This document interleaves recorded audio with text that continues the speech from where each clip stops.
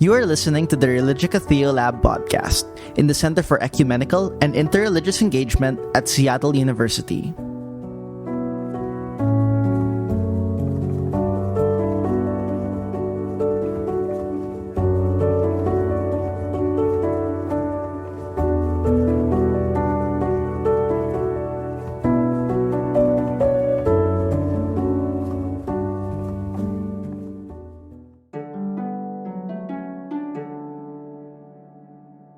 Today, we're talking with Jennifer Tilghman-Havens, who is the Executive Director at the Center for Jesuit Education at Seattle University. And we want to talk more about that center. Thank you so much, Jen, for joining us today. But we also want to talk about this text, Disrupting Dominance, Privilege, Positioning, and Possibilities for Shared Power. You're actually the author of that in the larger text, Transformative Leadership in Action. And find out more about your center, talk a little bit about where we are right now in the pandemic in terms of leadership qualities that are essential today, and just have an open conversation. So anyway, thank you so much for joining us. So glad to be here and talk with you. You're the Executive Director of the Center for Jesuit Education. And if the listener doesn't know, there are Ignatian-based Jesuit universities all around the world. This is a 500-plus-year-old tradition that you're referring to. Just like to know so much more about that sense of discernment as one way of really unlocking, as you mentioned, flaws and preparing us for, a deeper sense of awareness of who we are in the world. Could you just tell us more about your work, the center's work, and why that Ignatian impulse is so important today?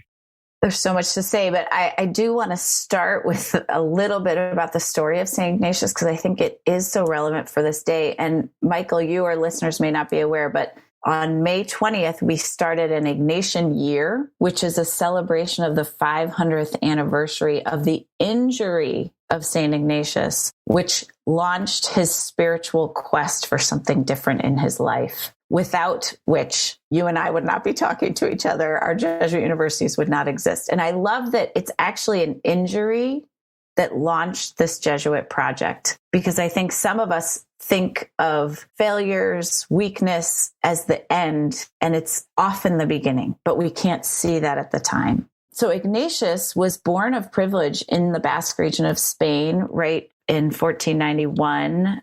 And he really was born into some minor nobility.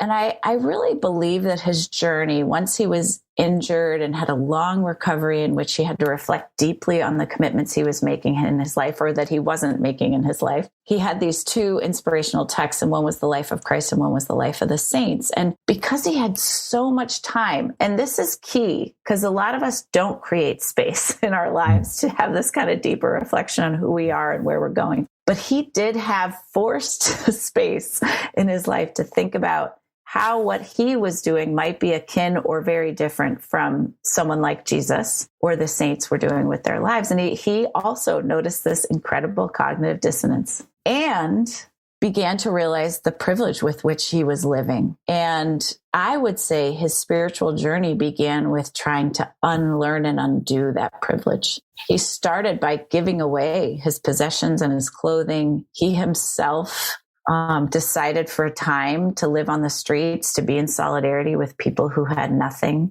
And I think this is instructive for us today, especially those of us who have privilege because of the color of our skin or our educational level or our socioeconomic level.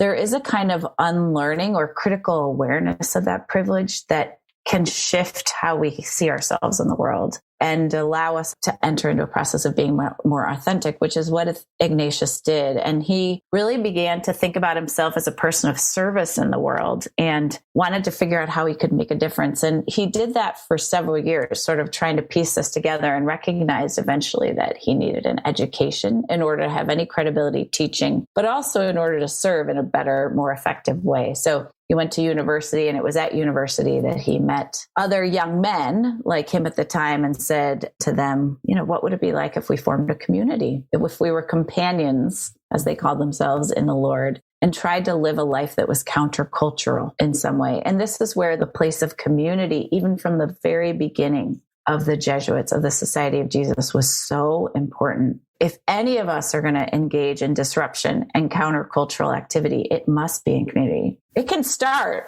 with an individual movement of the heart and in our own discernment, but it always connects with the larger whole. So anyway, so that's really the beginnings of the Ignatian story. And then what happened is that they put themselves at the service of the Pope. They became the Society of Jesus formally as a religious order within the Catholic Church. And then a community in Messina, Italy asked them if they would open schools as a way to sort of raise all boats, right? Can you educate our children? That would really make a difference for our community. And they had no intention of opening schools. And I love this piece of it too, that they actually wanted to go to the Holy Land. They waited for years to go and the boat never came. So they could never go to the Holy Land and do this work of converting people. And I also love that image, because what boat is not coming for us now? What boat didn't come because of the pandemic? You know, can we make something of that? Can we see the possibility in it? Again, you think it's the end, and it's actually the beginning that comes up again and again in this story of Ignatius and the Jesuits. So they started opening schools, and they recognized, because they were educated and because they were committed to service and to helping souls and spiritual development, they could bring these things together in an educational institution. And then more and more people asked them for these schools. And it was a way to educate Jesuits and a way to educate young people. So here we find ourselves 500 years in on Jesuit education, with schools across the country and around the world that continue to bring together these values of a deep personal spiritual understanding of myself and my place in the world, an emphasis on service and justice, and a real desire to educate people for critical awareness of the world, that it's an education, not just for an end in of itself, but for leading people towards transformative activity in a world that's so broken. So it, I think, has a really distinctive place at this moment in our history, that I feel hope because we're educating our students in this tradition. What boat didn't arrive for us in this pandemic that the Ignatian tradition helps us see? Like, what boat were we expecting? What didn't we take? And what do we do now in light of the tradition? How do you respond to that?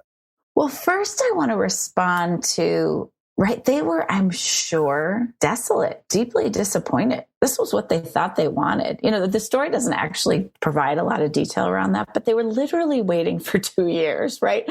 So you can imagine they were intending to go here and there was no way to go there. And I wouldn't want to, on any level, I want to acknowledge there is so much grief and loss in this time, for sure, right? The boat has not come for so many of us. The boat that would lead us to people that we love, to assumptions around safety and health, into community, into kind of, proper education for our children. There are so many things that are losses, deep losses in this time. Yeah. And are there opportunities to rethink the way we live? Clearly, I just find it fascinating that it was as the pandemic was beginning that our racial reckoning also became reignited. Of course, it's been there.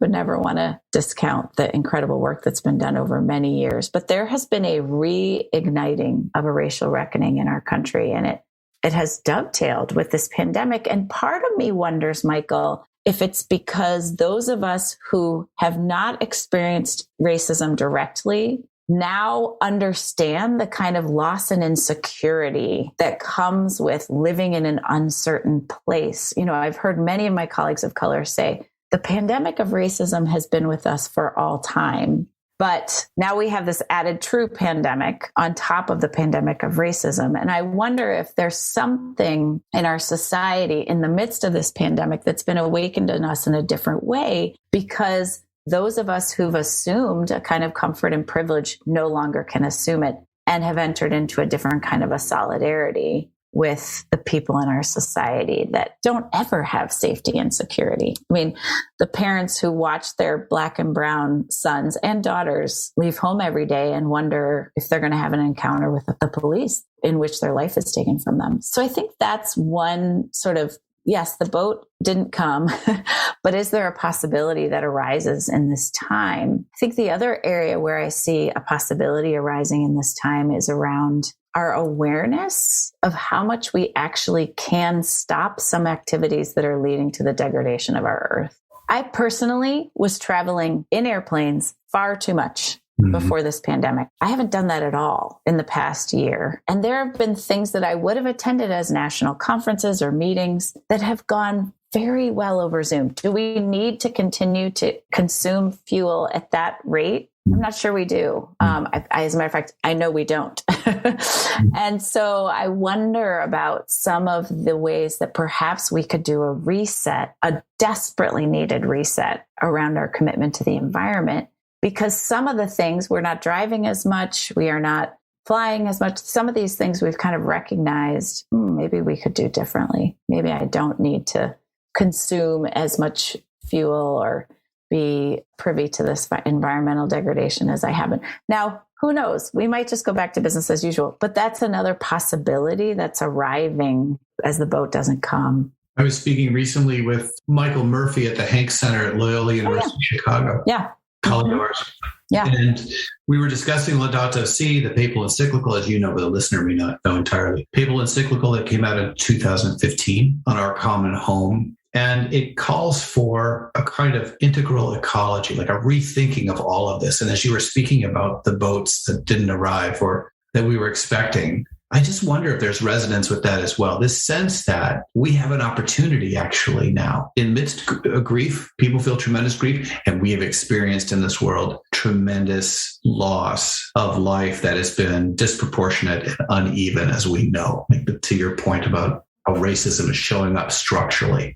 Is this a time? And do you see the work in your center and the work we're all doing together? It's kind of leading a way to say, the integral ecology of our internal lives, whether we get on the plane, whether we can have that Zoom call instead, just an example, like this is the moment. And if it is, what would you like to see 3 to 5 years out where you would say, okay, as a society, we're starting to take some important steps?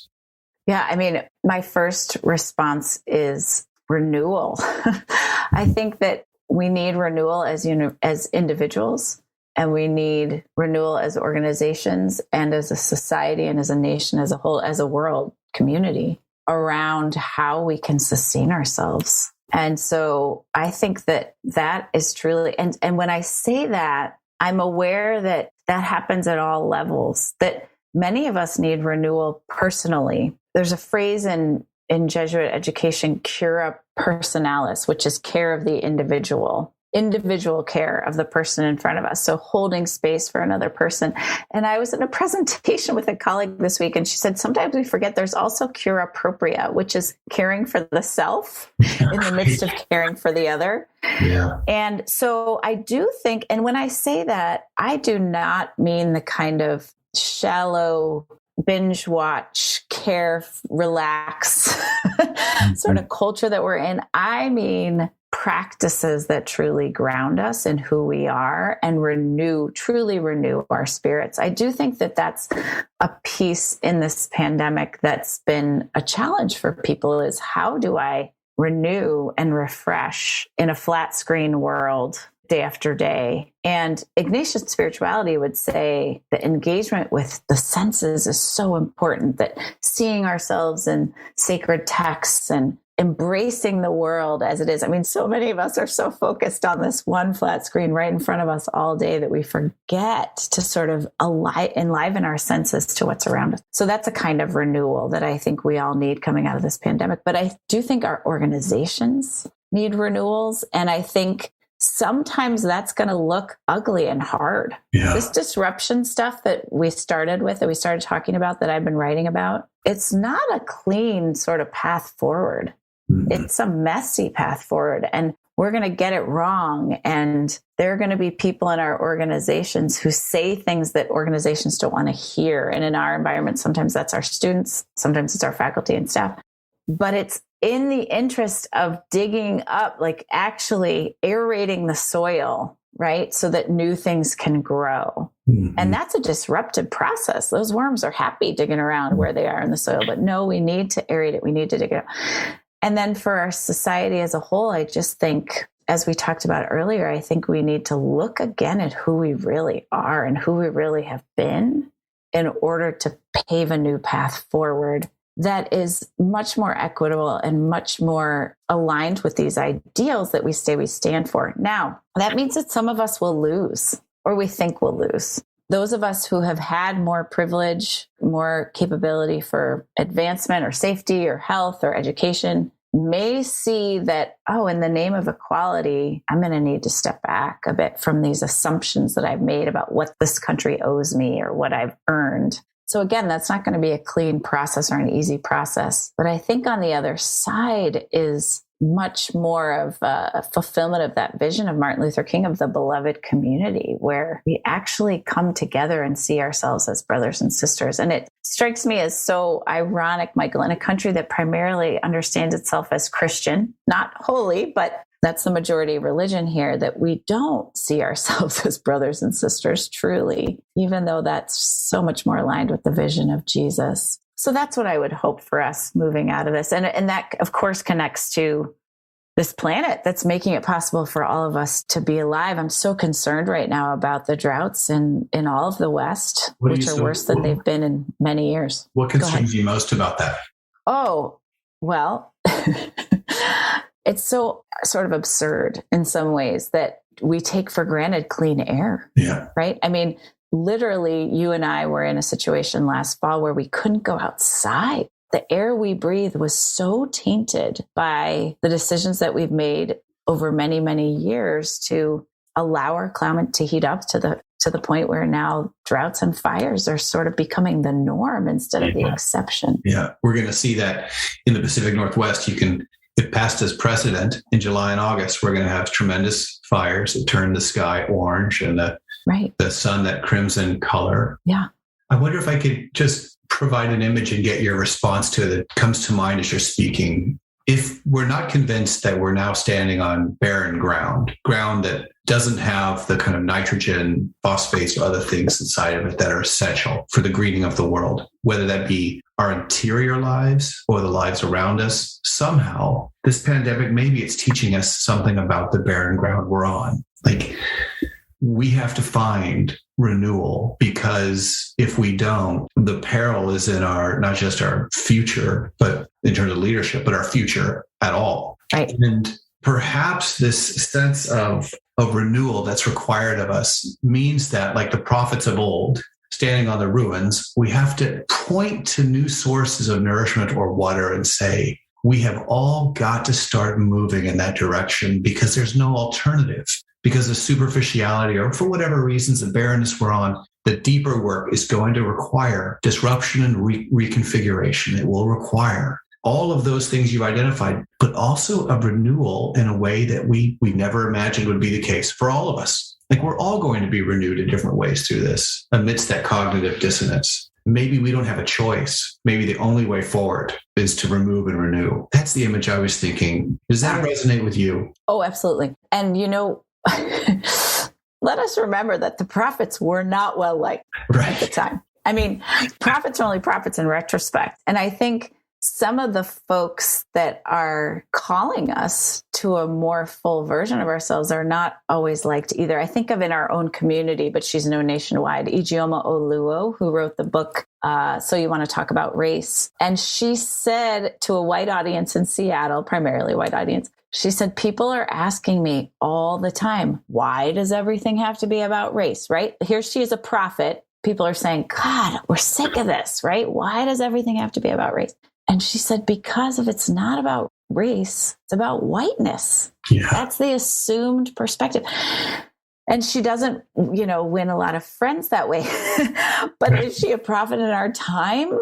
Yes. So I think, I really appreciate that image of the prophet standing and saying, here's the way, and recognizing that many people would say, no, it's not. What are you talking about? And so which side am I on? I think is a question for each of us to be asking at this time. And that takes, again, the soul work of trying to really figure out, where am I coming from and what's important to me and how am I living that or not living it? And then responding and seeing the prophet for the prophet's wisdom. So yes, I really resonate with that image and the idea that the prophet stands on the rubble, like starts with the destruction and the marginalized and the messiness, and does point the way to the life-giving stream and the view of the fertile ground, but starts at the place where the desolation has happened.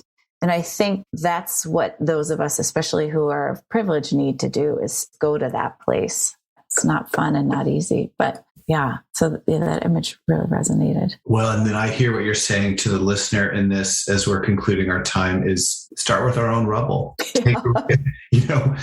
Part of us know the prophetic voice inside of us. Take a good look at the rubble you're standing on or the rubble we refuse to see and do the soulful work. Exactly. And this is where Ignatian spirituality, I think, is so important. The rubble isn't the whole of us, right? It is a piece.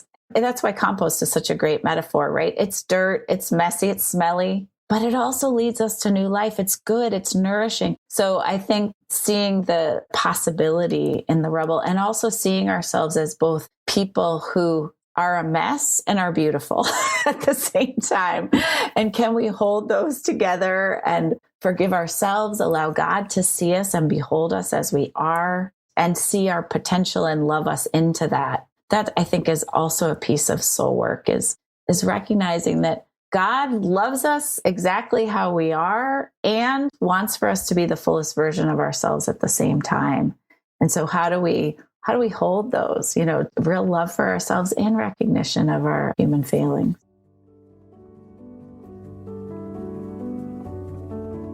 You've been listening to the Religica Theolab podcast in the Center for Religious Wisdom and World Affairs at Seattle University. To learn more about the center's work and for resources to be used in local communities, visit us at seattleu.edu/thecenter.